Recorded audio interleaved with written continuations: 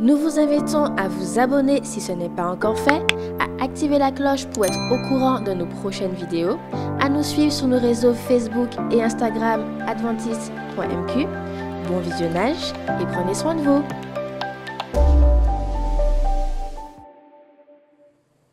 Salutations à vous, chers téléspectateurs et chers amis internautes. Nous sommes heureux de nous retrouver ce soir pour une réflexion intitulée « Au-delà de la fêlure, une question de vision ». Je vous invite à incliner la tête alors que nous implorons la présence de notre Dieu dans nos cœurs durant cette étude. Merci Père Céleste de ton amour. Tu es grand, tu es saint, tu es puissant. Merci de nous donner à voir comme toi tu vois. Touche nos cœurs en ce soir et que ton nom soit glorifié. Amen. Je vous invite à observer l'image suivante. Que voyez-vous? Partagez avec la personne qui est à côté de vous. Une assiette? Oui. Un plat? Tout à fait. Un dessin, un petit arbuste, une petite plante? Une décoration en or? J'entends quelqu'un dire, on a réparé cette assiette. Pourquoi pas? Gardez cette image à l'esprit alors que nous poursuivons, nous ouvrons nos Bibles dans le livre de Juges, au chapitre 6, et nous allons explorer quelques étapes ou quelques points de l'histoire de Gédéon. Juges, chapitre 6, verset 11. On y va? Puis vint l'ange de l'Éternel, et il s'assit sous le térébinthe d'Ophra, qui appartenait à Joas de la famille d'Abiézer. Gédéon, son fils, battait du froment au pressoir pour le mettre à l'abri de Madian. Donc on est dans le contexte où on est dans un contexte de guerre, où on a l'armée ennemie qui pille et qui écrase tout, qui abîme tout. Et donc Gédéon est en train d'essayer d'amasser le froment avant que Madian ne passe et ne détruise tout. Verset 12. L'ange de l'Éternel lui apparut et lui dit, « L'Éternel est avec toi, vaillant héros. » Et Gédéon lui dit, « Ah, mon Seigneur, si l'Éternel est avec nous, pourquoi toutes ces choses nous sont-elles arrivées? Où sont tous ces prodiges que nos pères nous racontent quand ils disent, « L'Éternel nous a-t-il pas fait monter hors d'Égypte? Maintenant l'Éternel nous abandonne et il nous livre entre les mains de Madian. » Verset 14, la Bible nous dit que l'Éternel se tourna vers lui et lui dit, « Va, avec cette force que tu as, et délivre Israël de la main de Madian. N'est-ce pas moi qui t'envoie? » Gédéon dit, « Ah, mon Seigneur, avec quoi délivrerai-je Israël? Voici, ma famille est la plus pauvre en Manassé, et je suis le plus petit de la maison de mes pères. » Arrêtons-nous là un instant. Encore une fois, je vous pose la question, que voyez-vous? Il s'agit d'un plat rectangulaire, sans défaut en apparence. Et dans notre société occidentale, si un de nos plats que nous servons, un de nos ustensiles de cuisine se casse, nous avons cette réaction. La main à la tête, mais pourquoi tu as fait ça? Tu n'aurais pas pu faire attention. Et les débris de ce plat sont bons à jeter. Par contre, dans la société orientale, un peu comme cet homme avec ce sourire sur le visage, ce n'est pas un problème. Il s'agit d'une question de vision.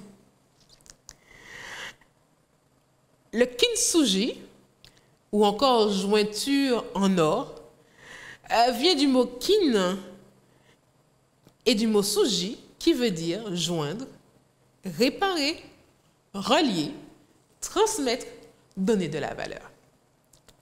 Et donc, cette technique de kintsugi a plusieurs origines. Et l'une des histoires ou des légendes qui explique son origine, c'est celle de Ashikaga Yoshimitsu, pardonnez-moi si j'écorche la prononciation, et l'histoire de son bol à thé.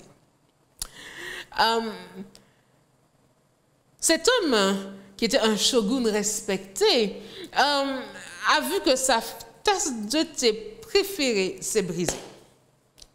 Et donc, il a envoyé aux techniciens chinois qui lui ont rendu un travail jugé peu satisfaisant.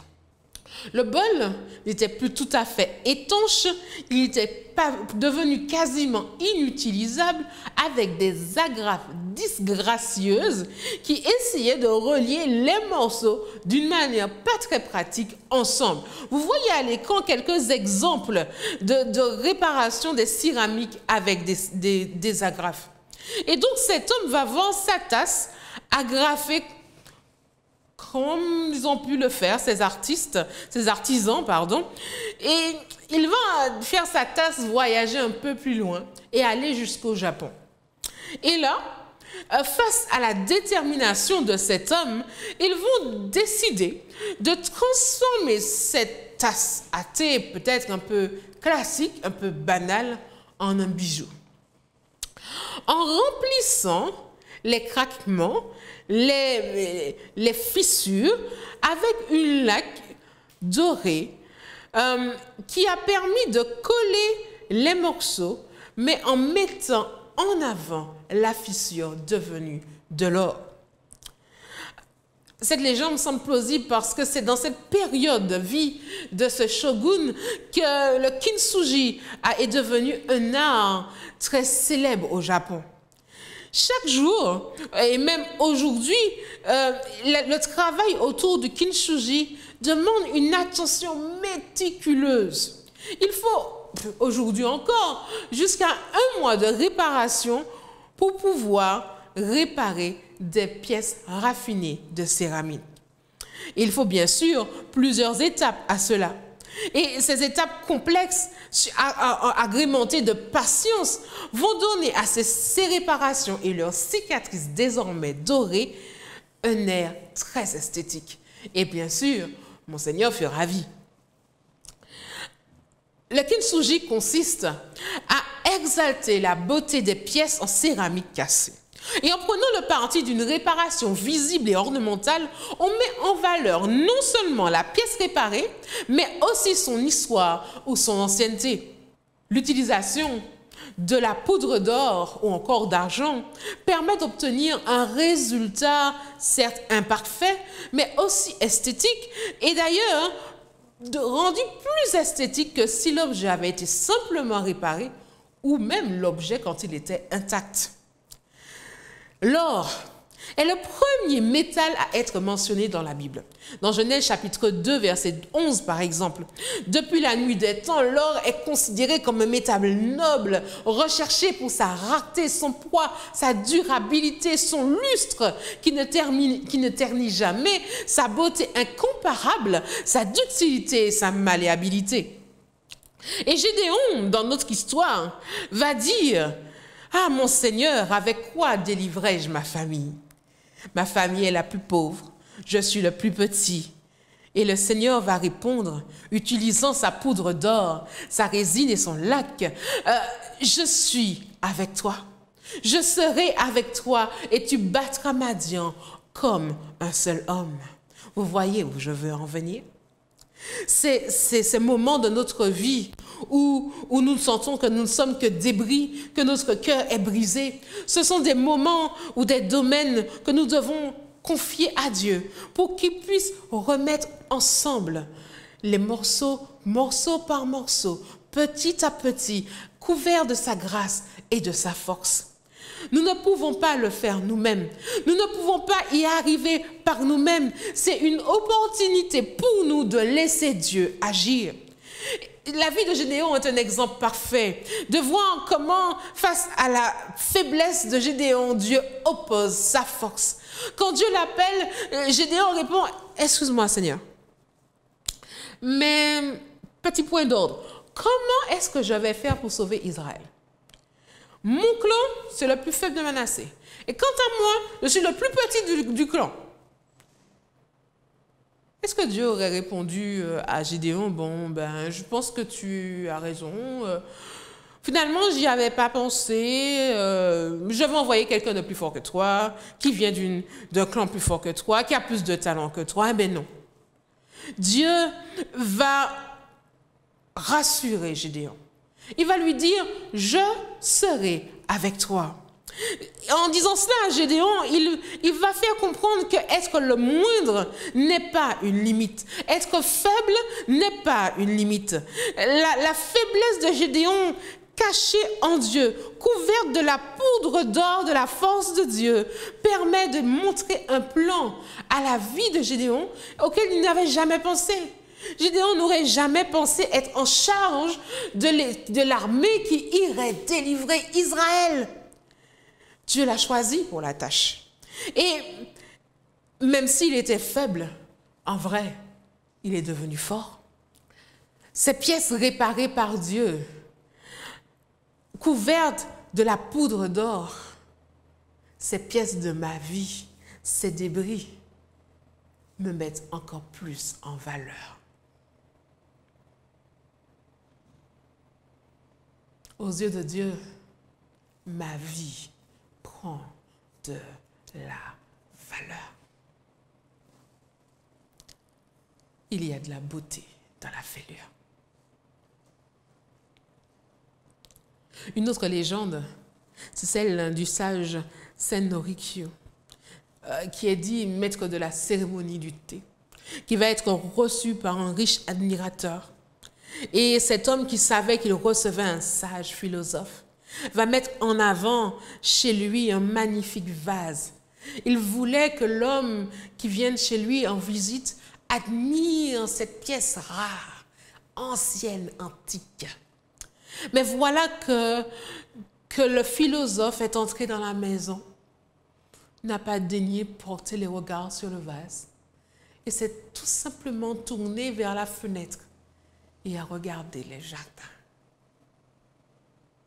Et après un moment, il s'en est allé. L'autre, déçu, dans un mouvement de colère, a fait tomber le vase, de sorte qu'il s'écrase en plusieurs pièces. Les autres personnes qui étaient présentes ont ramassé les pièces. Et quelque temps plus tard, le lui ont renvoyé.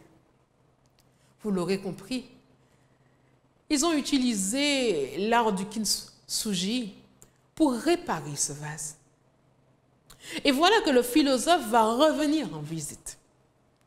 Et cette fois, il va regarder ce vase et dire « Ah, il est magnifique maintenant. » Quelle leçon prendre de cette histoire? Nos cicatrices physiques, mentales, émotionnelles, spirituelles ne diminuent en rien notre valeur aux yeux de Dieu.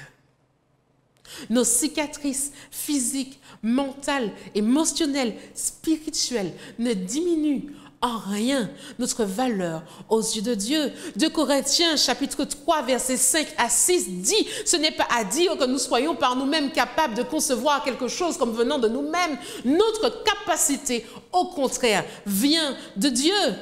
Il est la poudre d'or de notre vie. » Et si la philosophie wabi-sabi qui met en avant l'art du kintsugi nous invite à reconnaître la beauté qui réside dans les choses simples, imparfaites et atypiques, la foi en Jésus, notre Sauveur, nous invite à nous focaliser sur celui qui sublime nos imperfections et qui nous rend beaux et belles à nouveau.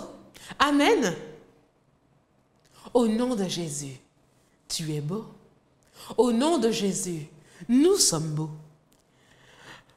Dans le livre d'Osée au chapitre 1, au verset 2, la première fois que l'Éternel adressa la parole à Osée, l'Éternel va dire à Osée, le prophète, « Va, prends une femme prostituée et des enfants de prostitution, car le pays se prostitue, il abandonne l'Éternel. » En gros, Osée va devoir vivre un mariage à l'image symbolique de la relation entre Israël et Dieu. Alors bien sûr, les théologiens se battent à savoir est-ce que la femme était déjà prostituée avant de se marier avec Osée ou elle est issue d'une famille de la prostitution et donc par conséquent, elle en avait les gènes. Mais cette femme s'appelle Gomère et Gomère va être donc choisie. Elle va épouser le prophète et ils vont avoir des enfants. Osée chapitre 1 nous présente les différents enfants. Les chapitres 1, 2 et 3 du livre d'Osée nous racontent l'histoire. Alors Ézéchiel, Daniel, Osée, Joël, et nous prenons chapitre 1 du livre d'Osée. Au verset 4 et 5, il nous est dit que Gomère va avoir un premier enfant. Ils vont l'appeler Jizreel, selon l'ordre de l'Éternel. Jizreel. Pourquoi Jizreel? Jizreel est le prénom donné par Dieu à l'aîné de Gomère parce que ce prénom est lié aux événements antérieurs et postérieurs, même à l'histoire du lieu géographique appelé Jizreel. Cela a été le site où Jéhu a massacré sans merci la maison d'Akab, et vous avez les textes à l'écran. Une scène de jugement futur se tient aussi à la même place. C'est sur la scène de la défaite militaire d'Israël quand la dynastie de Jéhu est définitivement anéantie par la chute du royaume du Nord. Donc Jizreel est un lieu de jugement. Le deuxième enfant que Gomère aura va être appelé Lo-Rushama. Pas de miséricorde. Et on trouve ça dans Osée chapitre 1, versets 6 et 7. Ce nom signifie qu'elle n'est pas aimée, elle ne subit pas ou ne reçoit pas de compassion. Son nom indique que l'amour de Dieu serait retiré à Israël pour un temps à cause de sa perversion, donc l'adoration des faux dieux. Rushama vient d'un verbe hébreu qui signifie de tendre sentiment de compassion. Et là, il n'y en a pas. Au Sinaï, le Seigneur se décrit comme étant le Dieu compatissant qui est prêt à pardonner l'iniquité. Dans Exode chapitre 34, verset 6, il est le Dieu qui conserve son amour et sa bonté jusqu'à 1000 générations, qui pardonne l'iniquité, la rébellion et le péché, mais qui ne tient point le coupable pour innocent. Dans ce cas présent, il aurait préféré éradiquer le péché du milieu de son peuple, mais Israël avait refusé d'écouter. Et l'heure de la séparation d'avec le royaume du Nord était venue. Le troisième enfant va être appelé Lo-Hamni, pas mon peuple. Ici, le verset 9 du chapitre 1 d'Osée se conclut en disant: donne-lui le nom de Lo-Hamni, car vous n'êtes pas mon peuple et je ne suis pas votre Dieu. Je ne suis pas, je suis pour vous. Ceci est un parallèle avec Exode, chapitre 3, où Dieu se décrit comme étant « je suis ». C'est ce « je suis » qui entend et qui sait la souffrance de son peuple en Égypte. C'est ce « je suis » qui décide d'intervenir, d'envoyer Moïse comme libérateur. La relation entre Dieu et son peuple était désormais rompue et l'enfant devait s'appeler Lo-Hamni. Vous n'aurez désormais plus le privilège d'expérimenter ma présence, ma protection, comme je vous l'avais promis. Vous m'avez rejeté. Au chapitre 2, versets 2 et 3, il va jusqu'à inciter ses enfants à plaider contre leur mère, car elle n'est point sa femme, elle n'est point son mari, qu'elle ôte de sa face ses prostitutions et de son sein ses adultères. Ceci n'est pas sans nous rappeler le chapitre 16 d'Ézéchiel qui compare Jérusalem à une prostituée.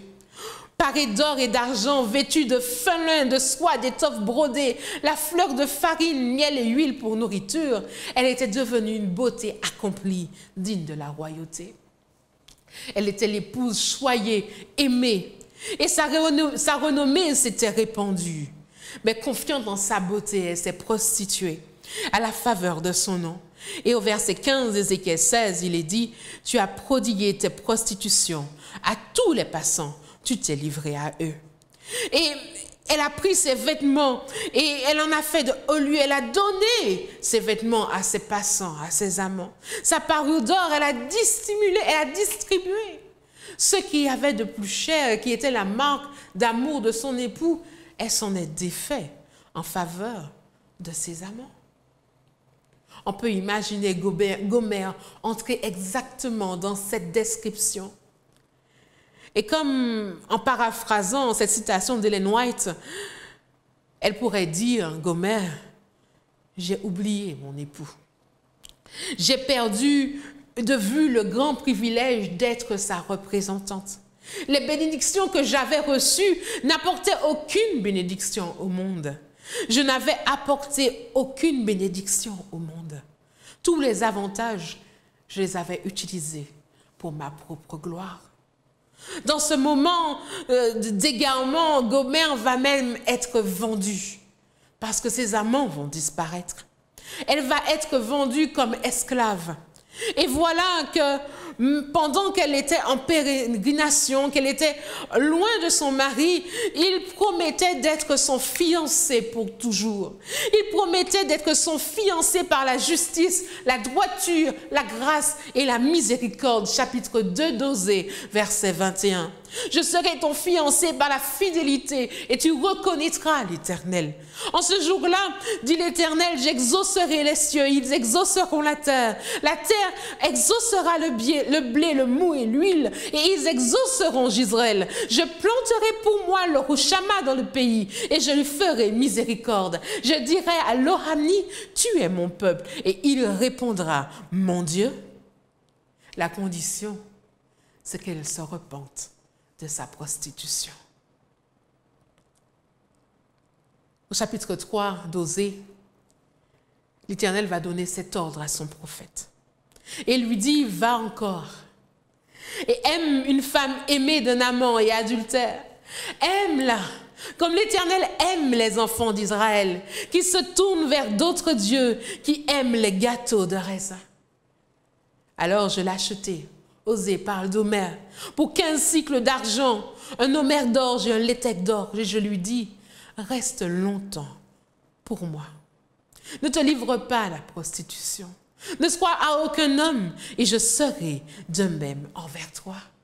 Notre Dieu nous dit, car je suis Dieu et non pas un homme, je suis le Saint au milieu de toi, dans Osée 11, verset 9. Et il nous garantit que ni la mort, ni la vie, ni les anges, ni les dominations, ni les choses présentes, ni les choses à venir, ni les puissances, ni les hauteurs, ni la profondeur, ni aucune autre créature ne peut nous séparer de lui. Grâce à l'amour manifesté en Jésus-Christ, notre Seigneur. Alors, quand les débris de nos vies sont là, nous devons garder à l'esprit que le temps de bénédiction et de la réconciliation est en vue. Dieu l'a promis. Certes, le royaume du Nord a été perdu, mais Israël serait encore nombreux comme le sable des plages, telle la promesse faite à Abraham. Le royaume de Juda, de son côté, passerait aussi en jugement, mais l'amour et la grâce de Dieu triompheraient. Cette promesse se manifeste déjà dans l'intervention spectaculaire de Dieu lors de l'attaque des Assyriens dans 2 Rois chapitre 19. Sans aucune intervention humaine, Dieu a vaincu 185 000 soldats de la puissance armée assyrienne en une nuit, mettant la fin de sa campagne contre Juda.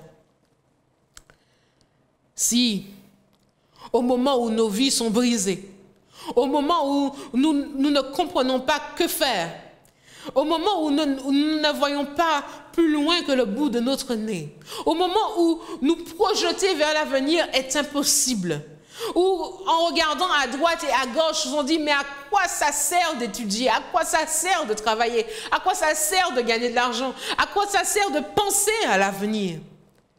Les paroles du psaume 31, versets 1 à 9, devraient venir et devenir notre prière.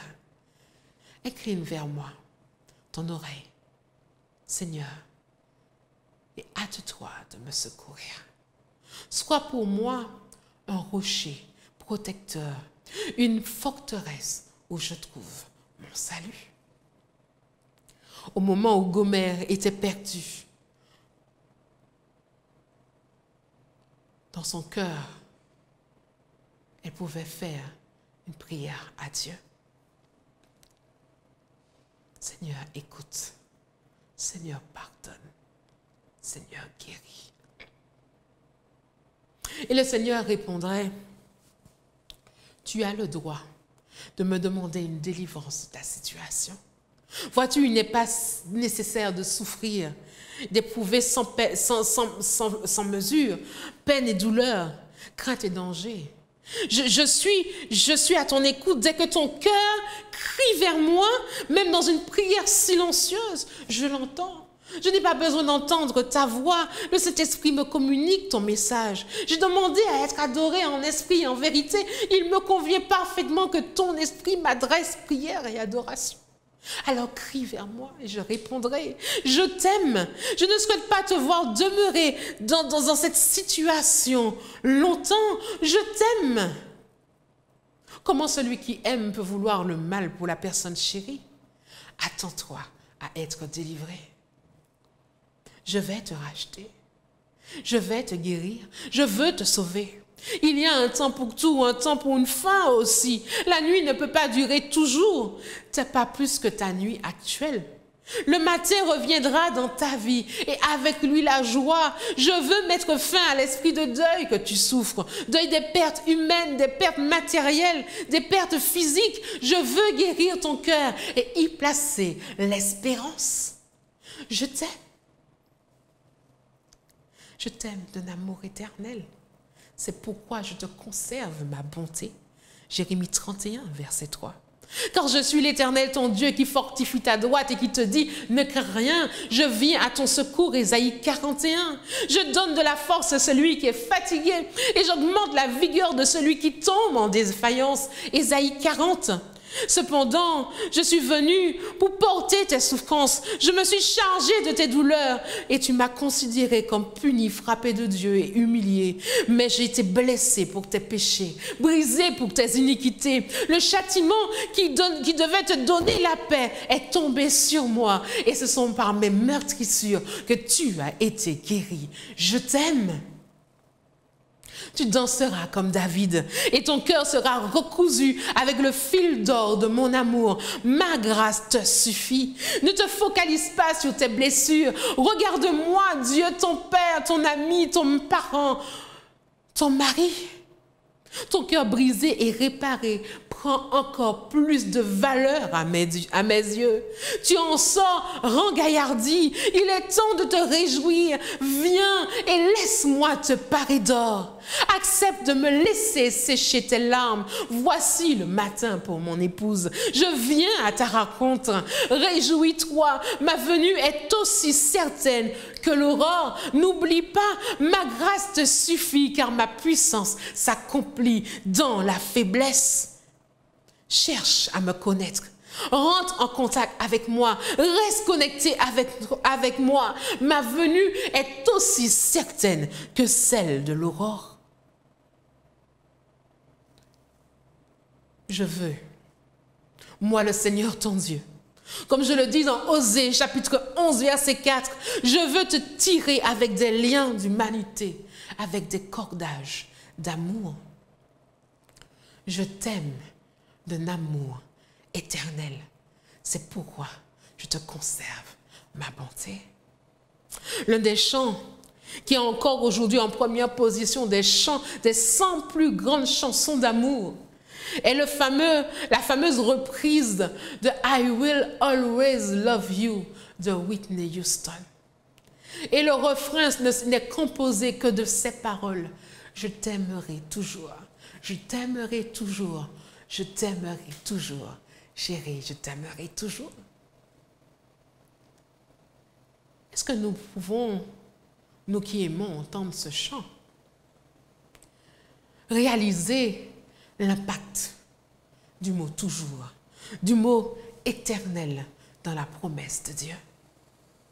Le toujours humain est souvent accompagné de mais, de si, de quand. Mais le toujours de Dieu est éternel. Amen. Je t'aime d'un amour éternel veut dire, je t'aime quand tu es neuf, original, sans problème, sans cassure, sans cicatrice. Je t'aime quand tu casses le bord de ta couverture, quand tu commences à t'écorcher, quand tu commences à tomber, mais que tu te relèves. Je t'aime quand tu es à terre, quand tu n'as plus de force, quand tu ne peux plus rien. Je t'aime quand tu m'appelles au secours. Je t'aime quand tu retrouves de la force. Je t'aime quand tu retrouves de la vigueur. Je t'aime quand tu es passionné, dynamique. Je t'aime quand tu es timide. Je t'aime quand tu as peur. Je t'aime éternellement jusqu'à mon retour, jusqu'à ce que je vienne te chercher, jusqu'à ce que tu vives au ciel avec moi. Je t'aime. Avant même que tu sois né, je t'aimais. Comment répondons-nous à cet amour? Comment regardons-nous notre vie? L'amour de Dieu peut être comparé aux vœux échangés durant un mariage, dans la santé et la maladie, dans la richesse et la pauvreté, dans la fidélité comme dans l'infidélité, dans la trahison comme la confiance, dans la joie comme la tristesse. Je te promets de t'aimer et de te chérir pour toujours. I will always love you.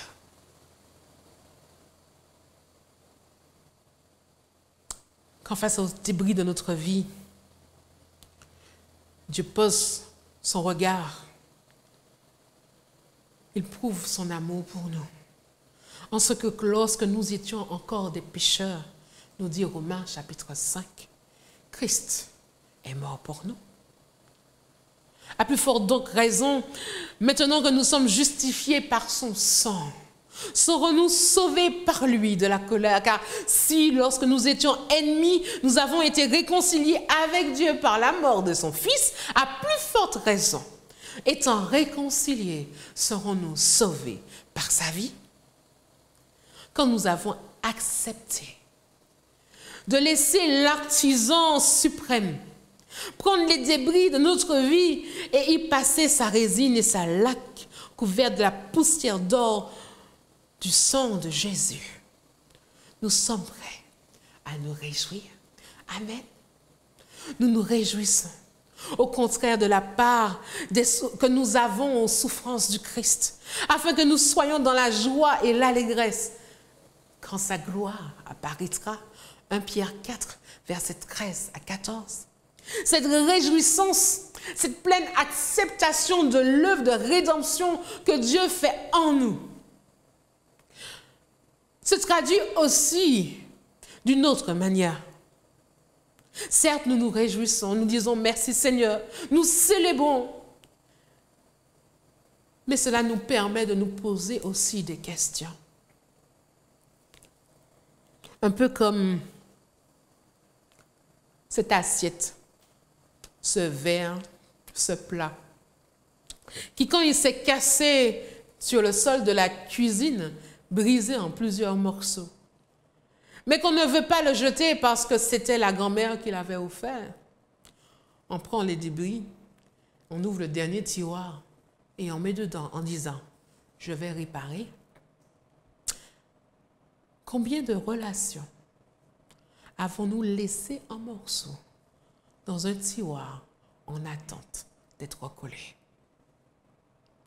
Quelles blessures avons-nous laissées en morceaux en attente d'être recousues?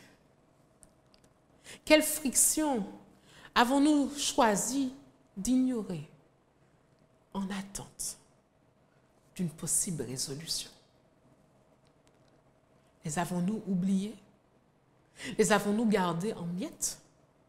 Ou est-ce un sujet trop sensible? Combien de relations humaines privilégiées avons-nous tout simplement abandonnées? Dans Message choisi, au volume 1, page 456, Ellen White nous dit en Christ: La restauration et la réconciliation sont offertes à l'homme. Le gouffre creusé par le péché a été comblé par la croix du calvaire et nous devons croire que c'est valable pour nos relations humaines aussi. Ésaïe 58, versets 10 à 12, surtout le verset 12, nous dit cette promesse qu'une fois que nous avons accepté Dieu dans nos vies, une fois que la promesse de Dieu s'est réalisée dans notre vie, que nous nous sentons bien, nous sommes prêts à agir. Les tiens rebâtiront sur d'anciennes ruines, dit le texte. Tu relèveras des fondements antiques. On t'appellera comment? Réparateur des brèches. Celui qui restaure les chemins, qui rend le pays habitable. Amen. En tant que réparateur des brèches, qui a connu la brèche elle-même, qui l'a vécue, qui sait ce que c'est d'avoir cette brèche dans sa vie, nous devons pouvoir demander à Dieu de nous utiliser comme poussière de l'or de son pardon, de son amour et de sa grâce pour réparer les vies des personnes qui nous entourent. Amen. Combien de fois avons-nous tout simplement laissé de compter sans penser que Dieu peut nous utiliser pour réparer? Qui sont ces personnes que nous devrions présenter à Dieu en prière pour envisager la réconciliation? Quel morceau brisé de nos vies voulons-nous soumettre à Dieu aujourd'hui? Quelle tension voulons-nous qu'il disparaisse de nos cœurs? Quel mensonge du type « moi, ça ne me fait rien » voulons-nous faire disparaître de nos vies? Demandons à Dieu d'utiliser la technique miraculeuse de la grâce aujourd'hui dans nos vies, dans notre couple, dans nos familles, dans notre relation entre frères et sœurs, entre amis, entre collègues. Demandons à Dieu d'utiliser la technique miraculeuse de la grâce aujourd'hui, alors que tout le monde parle d'amour, mais que cet amour soit pratique et vrai. Demandons à Dieu d'utiliser la technique miraculeuse de la grâce dans nos vies aujourd'hui pour que la question de vision puisse trouver un sens. Pour que nous puissions voir comme Dieu voit. Pour que nos yeux puissent voir l'autre de la même manière que Dieu le regarde. Regardons-nous dans le miroir de Dieu et réfléchissons à un dernier point. Le prénom Osée signifie salut. Le prénom Gomer, son épouse, signifie complet, achevé, accompli. Quand Dieu manifeste ses actes de salut dans nos vies, nous devenons enfin complets. La reliure d'or et cicatrices dorées sont tout simplement la preuve que nous avons été touchés. Nous avons été touchés par le sceau divin. Nous avons été touchés par l'amour divin. Nous avons été touchés par l'or du sang du Christ. Sommes-nous prêts à demander à Dieu d'ajouter cette touche dans nos vies? Regardez encore une fois cette assiette. Que voyez-vous? Moi, j'y vois un symbole de Romains 5, verset 20. Là où le péché a abondé, la grâce a surabondé. Que l'Éternel se manifeste dans nos vies. Et que Colossiens chapitre 11, versets 9 à 10, devienne notre prière. Prions Dieu pour nous-mêmes. Et demandons-lui que nous soyons remplis de la connaissance de sa volonté, en toute sagesse et intelligence spirituelle, pour marcher d'une manière digne du Seigneur et lui être entièrement agréable, portant des fruits en toutes sortes de bonnes œuvres et croissant pour la connaissance de Dieu. Fortifié à tous égards par sa grâce glorieuse, en sorte que nous soyons toujours et avec joie, persévérants et patients jusqu'à son retour. Père Saint, Père juste, telle est notre prière en ce moment. Que ton nom soit glorifié. Maranatha, viens Seigneur Jésus. Amen. Que l'Éternel soit avec chacun d'entre nous et notre famille. Amen. Nous vous invitons à vous abonner si ce n'est pas encore fait, à activer la cloche pour être au courant de nos prochaines vidéos, à nous suivre sur nos réseaux Facebook et Instagram adventiste.mq. Bon visionnage et prenez soin de vous.